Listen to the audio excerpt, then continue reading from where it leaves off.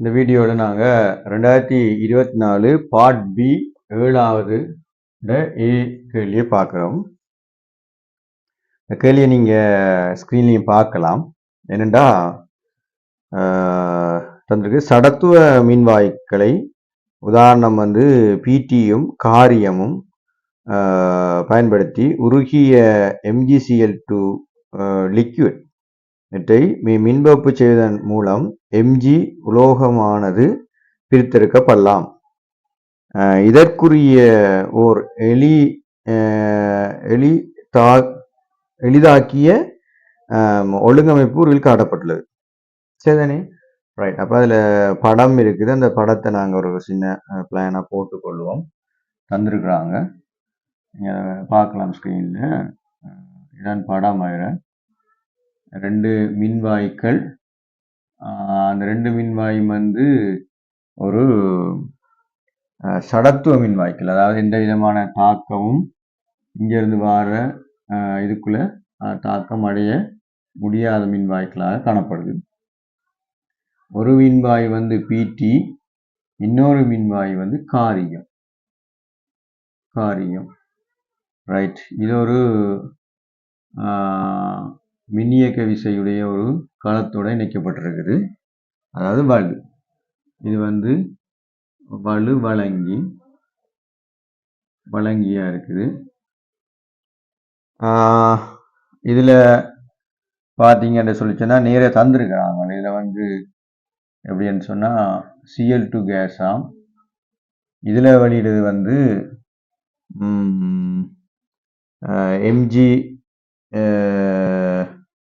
Mg லிக்யூட்டில் இருக்குதான். இதில் காட்டியிருக்காங்க. ஒரு விஷயம் காட்டப்பட்டிருக்கு. சரியா? பார்ப்போம் என்னென்று. அடுத்தது இது என்னவாம்? உருகிய MgCl2 லிக்விட் என்று போட்டிருக்கு. சரியா? ரைட். மின் பகுப்பு களம்னு தந்திருக்கு. மின் பகுப்பு களமண்டும் தந்திருக்கு இந்த படம். சரி, அடுத்த தரவு இங்க தந்திருக்கிறாங்களே என்னன்னு சொல்லிட்டோம்னா, நியமம் Mg2+ லிக்விட்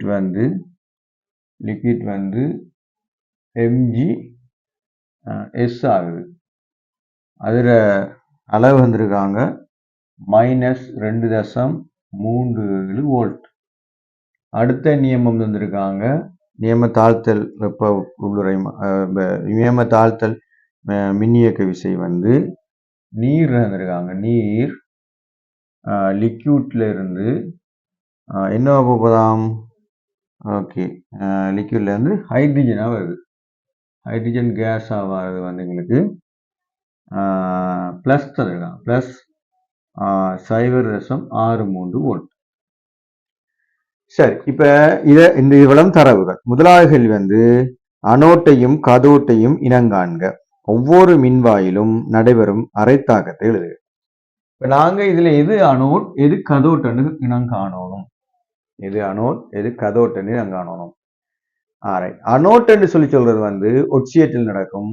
கதோட்ன்னு சொல்றது தாழ்த்தல் நடக்கும். இதை நல்ல ஞாபகத்தில் வச்சுக்கணும். நாங்கள் அனோட்ன்னு சொல்றது அனோட்டு எப்பயுமே அதில், அதாவது மின் பகுப்பை பொறுத்தவரை ஒட்சியேற்றல் நடக்கும்.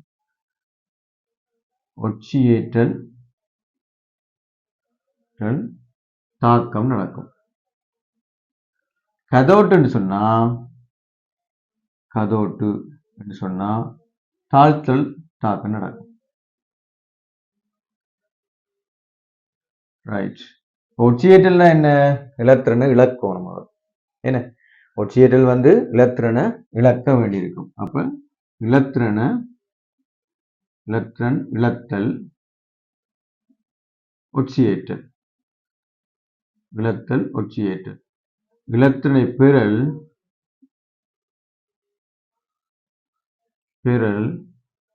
தாழ்த்தல்.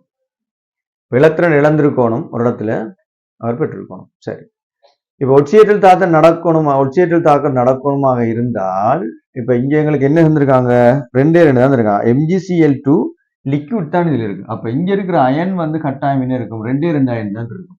என்ன ரெண்டு அயன் இருக்கும், ஒன்று வந்து Mgn2 பிளஸ் அயனும் சரிதானே, அடுத்தது இருக்கும் Cl மைனஸ் அயனும் இருக்கும்.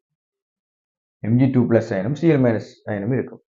இப்ப Mg2 பிளஸ் அயன் பார்த்தோம்னு சொல்லிட்டோம்னா, இப்ப இவர் இங்க வந்து நீர் இல்லை, இதுல வந்து இது வந்து ஏக்கோஸ் இல்லை, இது ரெண்டு அயனும் இருக்கிறபடியால இது ரெண்டும் தான் என்ன செஞ்சிருக்கணும், இழப்பை ஏற்படுத்தணும். அப்ப இதுல இது ஒரு கற்றையன் என்ற அடிப்படையில சரிதானே, இது ஒரு கற்றையன் என்ற அடிப்படையில அது என்ன செய்யும் சொல்லி சொன்னா உடனடியாக Mg2 பிளஸ் இது ஒரு நேரயன். ஆகவே இது என்ன செய்யும், ஒரு மறையினுடைய இதைத்தான் போய் ஏற்க பார்க்கும். அப்ப அந்த அடிப்படையில Mg வந்து 2+ இருக்குன்னா இது Mg ஆகத்தான் அது படியும். அப்ப இங்க என்ன நடக்க போகுது, ஒரு தாழ்த்தல் நடக்க போகுது. ஏன், அது வந்து என்ன செய்யும், ஏற்றுக்கொண்டிருக்கு இலத்திரனை. அப்போ ஆக்சிடேஷன் நடக்கணும்னா அது என்ன செஞ்சிருக்கணும், மாறி இருக்கணும். ஆகவே நாங்க இப்ப மாறி இருக்கணும்னா Cl மைனஸ் இருக்குது, ஒரு இலத்திரனை என்ன செஞ்சிருக்கணும், இழந்தா Cl2 மாறும். ஒட்சியேற்ற வந்து அங்கால கூடி இருந்தாலும் அது ஒட்சியேற்றல் தாக்கமா இருக்கும். அப்ப நேரடியாக அனோட்டுன்னு பார்த்தோம்னா எங்களுக்கு நேர தெரியுது, இங்க Cl2 உருவாகிறதான் அனோட்டா இருக்கும். அப்ப அது இது காரியம். அப்ப அதுல நடைபெற தாக்கம் இதுவா இருக்கும். இங்க பாருங்க, Cl மைனஸ் இருக்குது. அப்ப என்னவா இருக்குது இது, அது ஒரு லிக்விடா தான் இருக்குது, அந்த லிக்விட்லாம் இருக்குது, இப்போதைக்கு கேஸுக்கு போகல. அப்ப இதுல இருந்து என்ன செய்யணும், அவர் வந்து இங்கால ரெண்டு இலத்திரனை என்ன செஞ்சிடணும், இழக்க வேணும். இழந்த இருந்தால் இங்கால என்னவா இருக்கும், Cl2 கேஸ் வருது. ரெண்டுக்காக நான் ரெண்டு போட்டேன் நேரடியா, சரிதானே.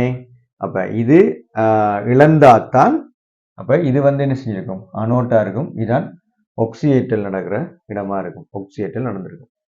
அப்ப கதோட்டு யாருன்னு பார்ப்போம். கதோட்டு என்னவா இருக்கும், பிடி, அதாவது பிடியா இருக்கும், சரியா, ரைட். அப்ப இது என்ன நடந்திருக்கும், இங்க Mg2+ ஆக லிக்விட்டாவே இருந்திருப்பேர். இவருக்கு என்ன செய்யும், இலத்திரனை ஏற்றிருப்பேர், ஏற்றாத்தானே தாழ்த்தல் வரும். அப்ப 2 இங்கே வரும் என்ன, Mgs என்று வரும். ஒக்சியேட்டனை பார்த்தாலும் என்ன, ஒக்சியேட்டன் குறைஞ்சிருக்கு, அப்ப தாழ்த்தல் தான் நடந்திருக்குது. இது ஒக்சியேட்டல் நடந்திருக்கு, இது 0, இது -1, அப்போ கூடியிருக்கு, அப்போ இது ஒக்சியேட்டல் நடந்திருக்கு. ஆகவே கதோட்டையும் அனோட்டையும் நாங்க இனங்கண்டுட்டோம். இது வந்து முதலாவது கேள்விக்குரிய விட, ஏட முதலாவது கேள்வி. இரண்டாவது கேள்விக்குரிய விடைய பார்ப்போம். என்ன சொன்னா, ஒட்டுமொத்த களத்தாக்கத்தை எழுதுங்க. ஒட்டுமொத்த களத்தாக்கம் என்று சொல்லும்போது என்ன, கதோட்டு அனோட்லயே நடக்கிற மொத்தத்தையும் சேர்த்து எழுதப்படும். அப்ப இதுல இருந்து பார்த்தோம்னா இந்த இலத்திரன் ரெண்டுமே வெட்டுப்பட்டு போயிடும். வெட்டுப்பட்டு போயிடுச்சுன்னு சொல்லிச்சுன்னா எங்களுக்கு என்னவா இருக்கும், களத்தாக்கம் நேரடியா இருக்கும், அரைக்களத்தாக்கம் இல்லாம களத்தாக்கம் எழுதும்.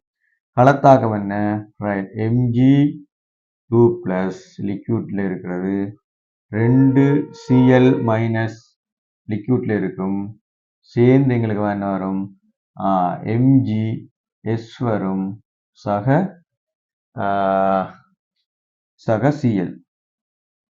Cl2 கேஸ் வரும். பௌதிக நிலையில் கட்டாயமாக இந்த ரசாயனத்தை பொறுத்தவரை, அதான் மின் ரசாயனத்தை பொறுத்தவரை தேவையா இருக்கும். அடுத்த கேள்வி கேட்கிறாங்கன்னா ஒட்டுமொத்த களத்தாக்கத்தை எழுதுக, சரிதானே. அடுத்து வந்து களம் தொழிற்படுகையில் புறச்சுற்றில் இலத்திரன் பாய்ச்சல் நடைபெறும் திசையை குறிப்பிடுக. ரைட், இந்த புறச்சுற்றில் இலத்திரன் பாயிற திசை, மின்னோட்டம் பாயிற திசையை பற்றி அவங்க சொல்ல இல்லை, இலத்திரன் பாய்ச்ச திசையை தான் அவங்க கேட்டிருக்காங்க. அப்ப இங்க என்ன இருக்கும், Mg2+ வரும்போது இப்ப Mg2+ எதை போய் சேர்ந்திருக்கும், கட்டாயமாக அது ஒரு பிளஸ் என்டமா இருந்தா தான், மைனஸ் இருந்தா தான் இல்லை வரும். அப்ப இதுல மைனஸ் இருக்க போது இது வந்து என்ன செஞ்சிருக்கும், இது இலத்திரனை விட்டு இருக்கும். அப்ப இலத்திரனை விட்டு எடுக்கும் போது அந்த இலத்திரன் என்ன செய்யும், இழக்கும். அப்ப நாங்க ஒரு சிம்பிளான சின்ன படம் ஒன்று போட்டு இதுக்குரிய விடையை நாம காட்டுவோம். இல்லை அதிலேயே காட்டலாம், இதில் கொஞ்சம் தெளிவாக காட்டலாம். மூன்றாவதுக்குரிய விடையை பார்த்தோம்னு சொன்னால் இதன் களத்தினுடைய அமைப்பு சரியா. ரைட், இதான் அங்கே இருக்கிற களம் தான் நான் இதில் கீறுறேன். இதில் அப்படியே போடுவோம். இது ரெண்டும் மின்வாய்க்கள். இந்த மின்வாயில் இப்படி போய் இதில் எப்படி இது நடக்குன்னு கேட்குறாங்க. இப்போ எங்கேருந்து எங்கே வரணும்? அப்போ இலத்திரன் போகிறதா இல்லை கேட்ட கேள்வி கவனமாக இருக்கணும். முக்கியம், களம் தொழிற்படைகள் புறச்சுற்றில் இலத்திரன் பாய்ச்சல் நடைபெறும் திசையை கணிக்க இலத்திரன் பாய்ச்சல் இருக்கும்.